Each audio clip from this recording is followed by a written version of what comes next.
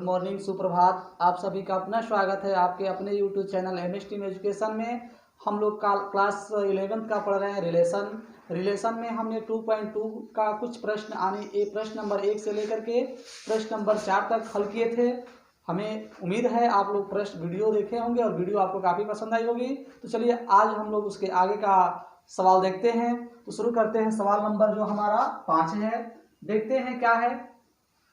सवाल है, मान लीजिए सेट ए बराबर 1 2 3 4 6।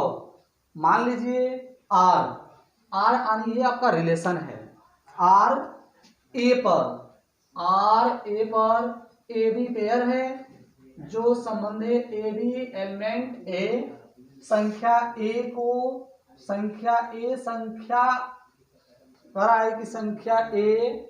संख्या को यथावत विभाजित करती है द्वारा परिभाषित संबंध है।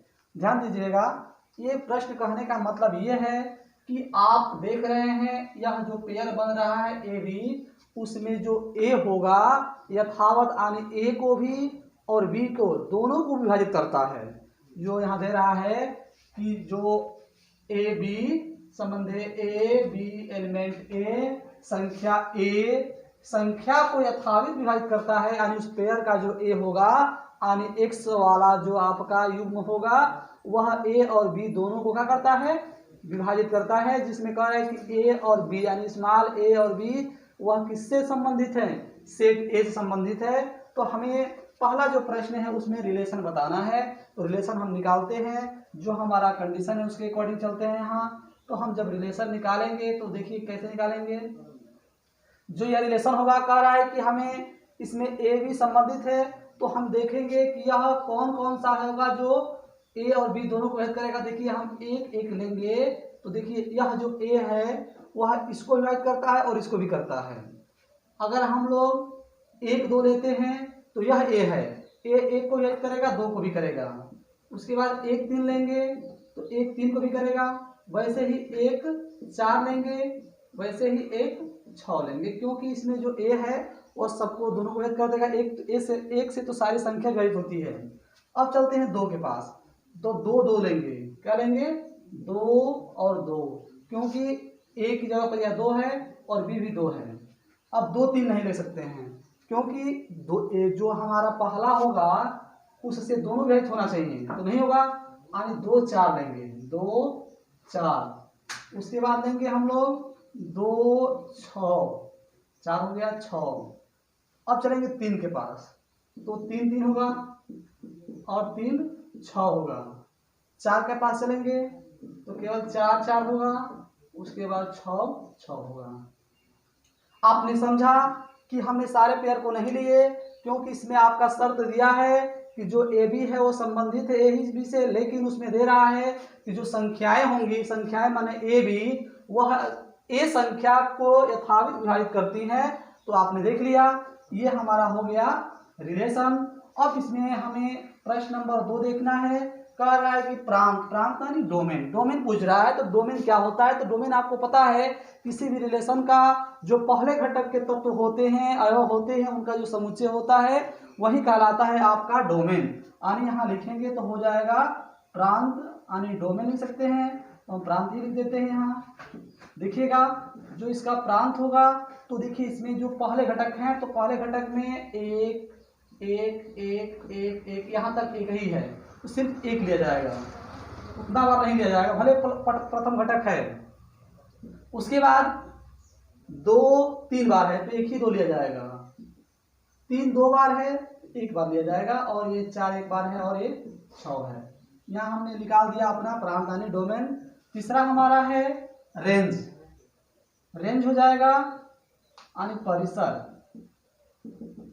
तो देखिए परिसर के बारे में आप जानते हैं कि जो रिलेशन का द्वितीय घटक होता है वो हमारा कहलाता है रेंज।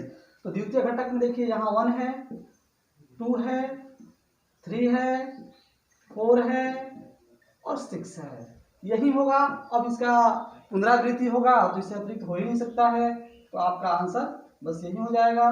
तो हमने देखा प्रांत, परिसर और रिलेशन कैसे निकाला जाता है। प्रश्न बेहद ही आसान है, बस आप इस वीडियो को शुरू से अंत तक देखते रहिए।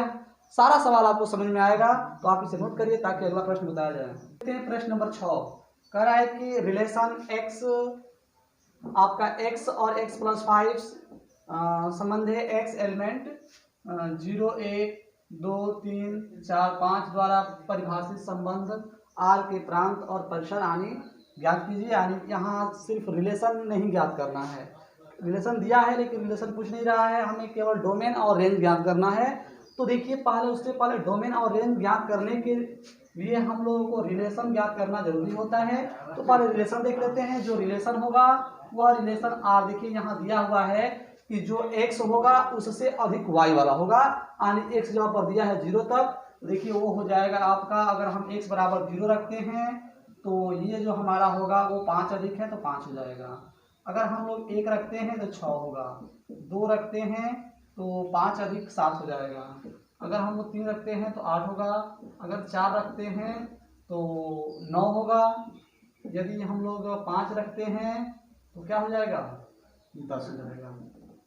ये हमारा रिलेशन निकला। एक बार पुनः ध्यान दीजिएगा, कह रहा है कि जो रिलेशन है x y से 5 अधिक है, यानी यहाँ जितना रहेगा y वाला जो निर्देशांक होगा वह x से 5 अधिक होगा। जहाँ x का जो मान दिया हुआ है 0 1 2 3 4 5 तक दिया है, तो हम यहाँ से क्रमशः x का मान भरेंगे तो y ऑटोमेटिक हम 5 बढ़ाते चले जाएंगे तो y का मान निकल जाएगा। तो ये हमारा रिलेशन रहा। अब हमें निकालना है डोमेन। तो डोमेन यानी प्रांत हम जब निकालेंगे तो आपको पता है कि प्रांत क्या होता है।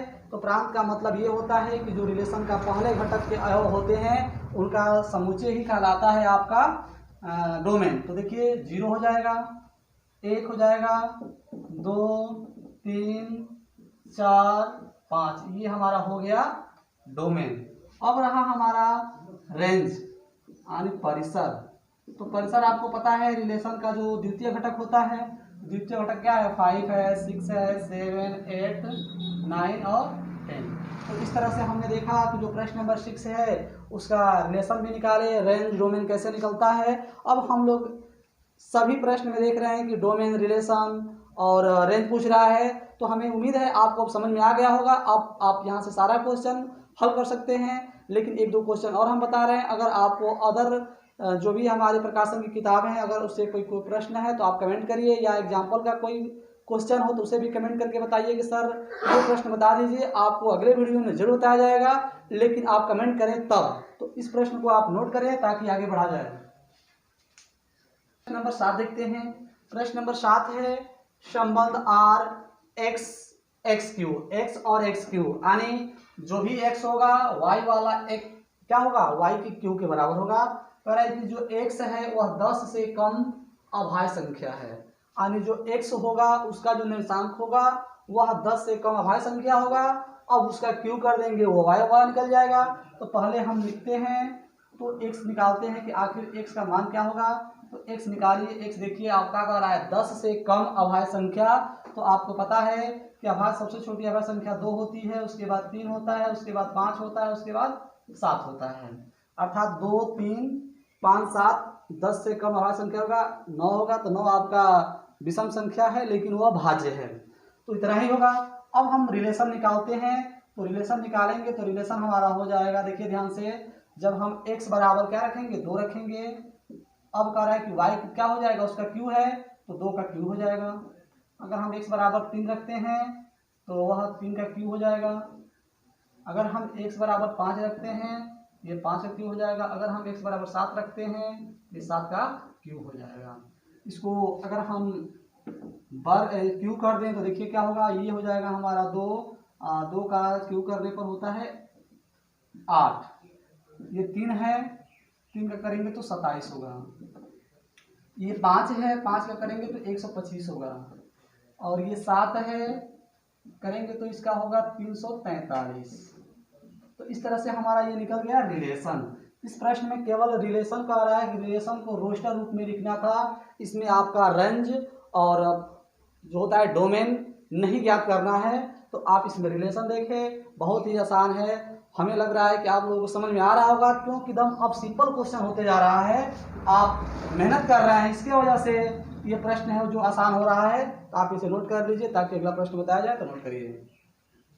तो प्रश्न नंबर 8 कह रहा है कि मान लीजिए set A equal to X Y Z और सेट बी बराबर 1 2 है, तब ए से बी में संबंधों की संख्या बताना है। हमें बताना है कि ए से बी में अगर एक रिलेशन होगा तो वह जो रिलेशन होगा उसमें कितने, उसकी संख्या कितनी होगी। तो ध्यान दीजिएगा, तो जो रिलेशन होता है वह, अगर ए से बी में रिलेशन जो होता है वह ए और बी का सबसेट होता है, ए और बी के क्रॉस का सबसेट होता है। यानी जो रिलेशन होता है आर जो होता है सबसेट होता है ए क्रॉस बी के। जब ए से बी में कोई संबंध हो तो वह संबंध आर सबसेट होता है ए क्रॉस बी। यानी हम कह सकते हैं कि जो संबंध है यानी रिलेशन है वह ए क्रॉस बी का उप समुच्चय है। यानी हमको बताना है ए क्रॉस बी के उप समुच्चयों की संख्या, वही हो जाएगी संबंधों की संख्या। तो पहले हम निकाल लेते हैं कि ए क्रॉस बी में कितने उप समुच्चय हैं। देखिए लिखेंगे यहाँ n A cross B. N A cross B का मतलब ये होता है कि ए जो क्रॉस बी है उसमें कितने अवयव हैं, तो उसकी संख्या कितनी है। तो देखिए उसके लिए सूत्र होता है एन ए गुणे एन बी, यानी सेट ए में अवयव की संख्या गुणे सेट बी में अवयव की संख्या। निकाल लेते हैं ए क्रॉस बी बराबर, तो देखिए इसमें अवयव की संख्या सेट ए में 1 2 3 यानी 3 है, और इसमें कितना है बी में 1 2 2 है। तो आप निकालेंगे ए क्रॉस बी में कितने अवयव होंगे, वो हो जाएंगे 6। कितने होंगे 6। तो 6 अगर हम यहाँ देखें तो ए क्रॉस बी में अवयव हो गए, और जो आर होता है वह ए क्रॉस बी का सबसेट होता है। यानी ए क्रॉस बी का अगर हम उप समुच्चय की संख्या निकाल दें वही रिलेशनों की संख्या हो जाएगी। तो इसके लिए होता है सूत्र 2 का पावर n। तो यहाँ डायरेक्ट लिख देंगे आर, चाहे लिख सकते हैं संबंधों की कुल संख्या बराबर 2 का पावर 6। 2 का पावर 6 क्या हुआ, इस सूत्र होता है 2 का पावर n, और यह जो n होता है वह समुच्चय में अवयव की संख्या होती है। यानी ए क्रॉस बी के में अवयव की संख्या होगी 6, और इसके उप समुच्चय निकालेंगे वही रिलेशनों की संख्या हो जाएगी। 2 का पावर n कर देंगे, तो इसको हल करेंगे तो 2 का पावर 6 करेंगे तो 64 होगा।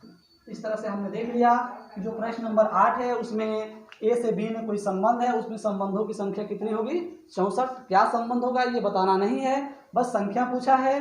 तो हमने देखा आज इस जो एक्सरसाइज है उसमें जितने महत्वपूर्ण प्रश्न हैं आपको बता दिया गया।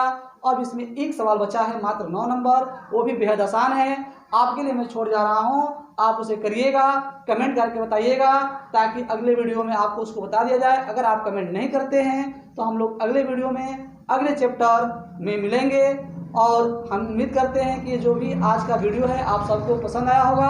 अगर पसंद आया है तो आप लाइक ज़रूर करें और तथा अपने दोस्तों में अधिक से अधिक शेयर करें। हम लोग अगले वीडियो में मिलेंगे, तब तक के लिए धन्यवाद।